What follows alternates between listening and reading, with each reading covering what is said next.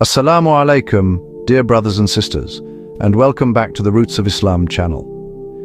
In a nation where over 86% of the population identifies as Roman Catholic, the legacy of 300 years of Spanish colonization, more than 200,000 Filipinos have embraced Islam in the last decade alone, making it the fastest growing religion in the country. This is the land of fiestas, rosaries, and Santo Niño processions, where church bells drown out all other calls, and religious identity has long been synonymous with Christianity. Yet, here in Southeast Asia's only Catholic-majority nation, the Adhan now echoes from Manila high-rises to Mindanao villages, and halal lechon grills sizzle at suburban cookouts. How did Islam take root in one of the world's most devoutly Christian societies?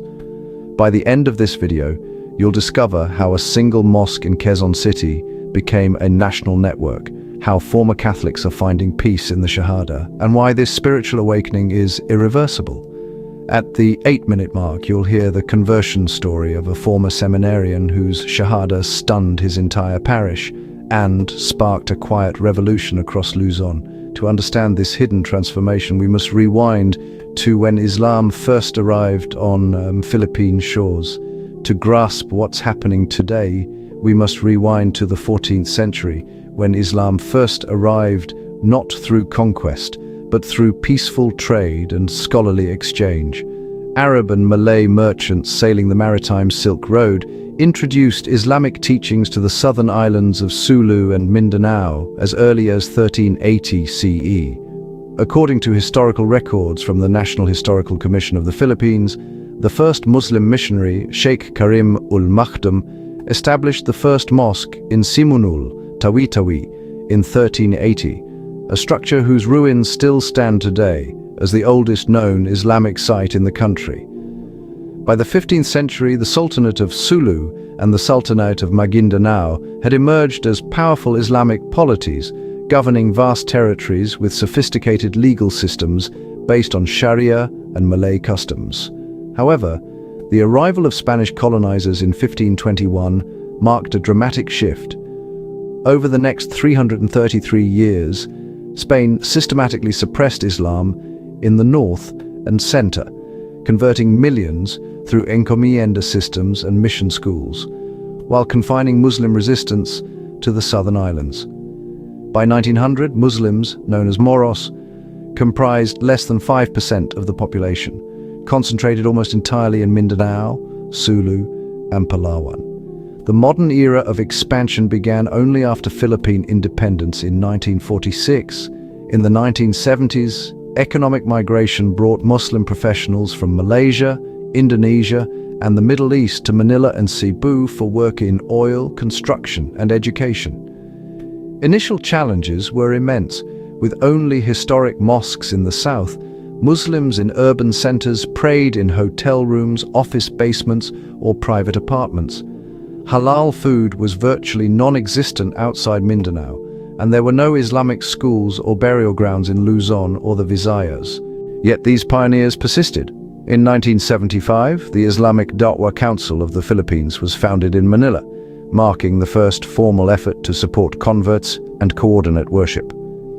By 1990, 5 additional mosques had been established in Metro Manila, including the Al-Dahab Mosque in Quiapo, 1980. But this trickle would soon become a flood. But the real explosion was yet to come, and it arrived in a way no one predicted. According to the 2023 report by the National Commission on Muslim Filipinos, NCMF, the Muslim population surged from approximately 5 million in 2010 to over 7 million in 2023, representing 6.5% of the total population. Crucially, over 200,000 of these are ethnic Filipino converts from non-Muslim backgrounds, with annual conversions rising from 5,000 in 2010 to 25,000 in 2023. Census figures reveal that this growth is concentrated in 3 regions. Metro Manila hosts 500,000 Muslims, including 150,000 converts. Central Luzon 300,000, and the Visayas 200,000, while the traditional Muslim South remains home to 6 million. This demographic surge has catalyzed unprecedented institutional development. The Al-Dahab Mosque in Manila's Quiapo district, once serving 300 worshippers, now operates a 5,000 square meter complex accommodating 2,000 attendees, featuring a library, community kitchen, and weekend Quranic school.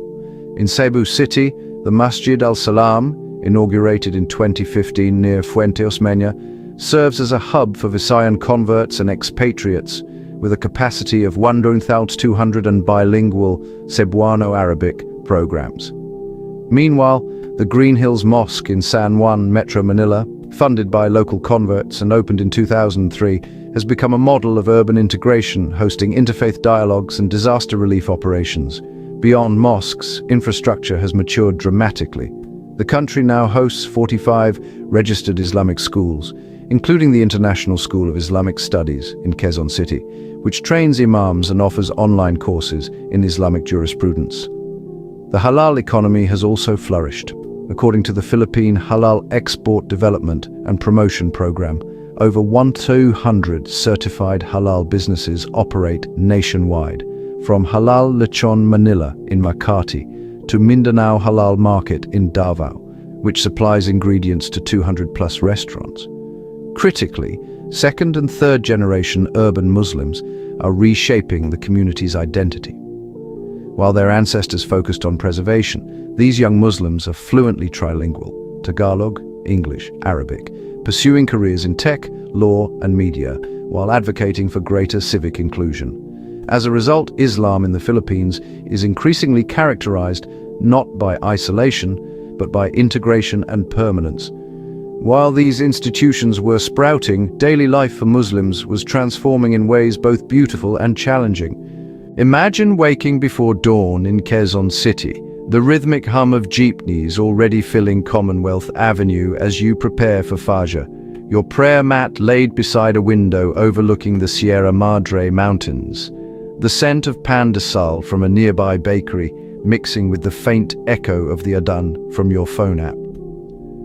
This is the reality for thousands of Filipino Muslims who navigate faith in a landscape both spiritually rich and religiously complex.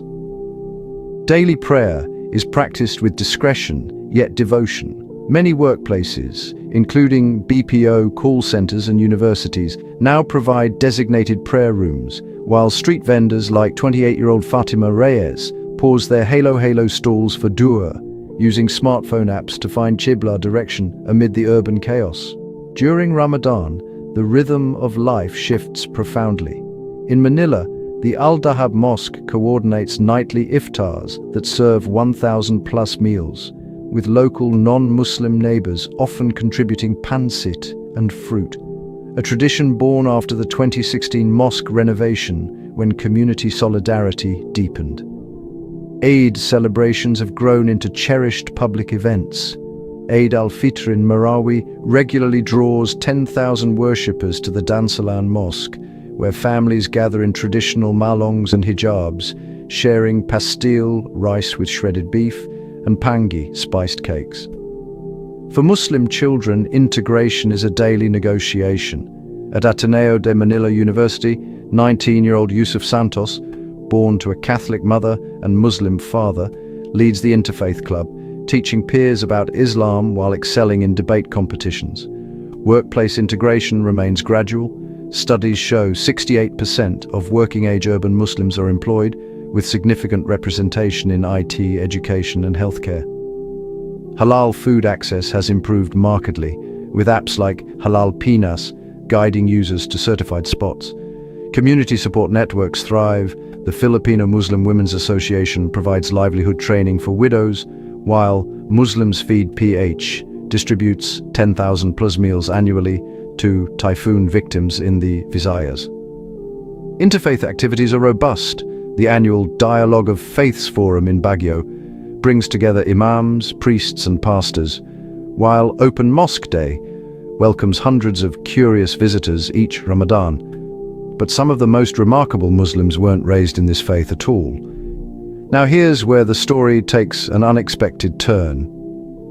Some of the most devoted Muslims weren't born into the faith, but found it in the heart of Catholic Philippines. In 2021, Miguel Santos, a former seminarian from a parish in Pampanga, walked into the Green Hills Mosque with a question. He'd spent 8 years studying theology, preparing for priesthood, but felt a persistent spiritual void. "I kept asking, is God truly one or three persons?" he recalls. A chance encounter with a Malaysian engineer working on the North Luzon Expressway sparked curiosity. He began studying online, then attending lectures at the mosque. What sealed his decision was Laylat al-Qadr 2021.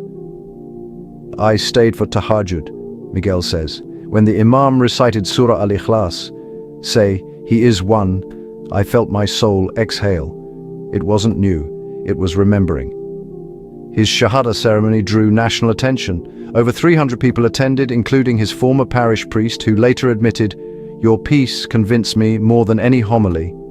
Today, Miguel runs the Luzon Halal initiative, certifying farms and training butchers in halal practices. Another powerful story is that of Ana de la Cruz, a nurse from Cebu City. After her husband died in a motorcycle accident, she spiraled into despair. "Rosary prayers felt empty," she shares.